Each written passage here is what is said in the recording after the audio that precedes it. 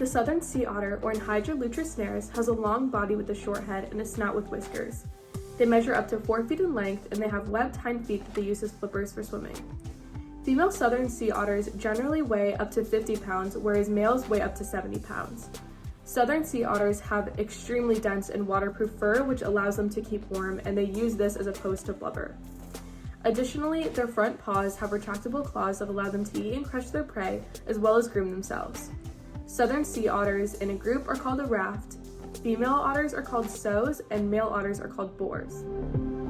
So now that we know what the southern sea otter looks like, where can they be found? Southern sea otters are typically found along the coast of the northern Pacific Ocean and the southern Bering Sea. However, there are some subspecies along the coast of Russia, California, and Alaska.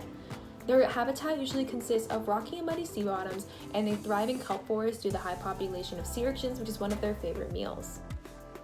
With the kelp forest in mind, sea otters are actually a big keystone species within that ecosystem. There's a big population of sea urchins there, and if there weren't any sea otters present to eat them, there would actually be an overpopulation of sea urchins, which would feed too much on the kelp and destroy the forest. So with the sea otters present, they're able to keep that population at bay and also keep the ecosystem thriving in the kelp forest. As far as migratory patterns go, southern sea otters do not migrate long distances, if not at all, but they occasionally will migrate locally to possibly find a promising food source for themselves or their young. So aside from their craving for sea urchins, southern sea otters are carnivores, and they also love to feed on things like clams, mussels, crabs, and fish, and they will capture all of these using their clawed paws. They eat 20-25% of their body weight a day, and they locate prey using their nose and whiskers, which can help detect vibrations underneath the water. They also have a flap of skin under each foreleg to store food in, so as they float back to the top, they'll store the food there and then eat it once they get to the surface. A very interesting feeding technique that southern sea otters have is they'll take their favorite rock or shell that they store in their pouch, and they'll use that rock to break open the shell of a crustacean as they balance it on their stomach and chest area. As for their behavior, southern sea otters are diurnal, meaning they're active during the day and then they rest at night. Prior to sleeping, they'll wrap themselves and their young with kelp to prevent them from drifting apart as they sleep, and they're usually not as social as other otter species, so they'll typically live alone, or they might just be in small groups if there is like an abundant food source nearby.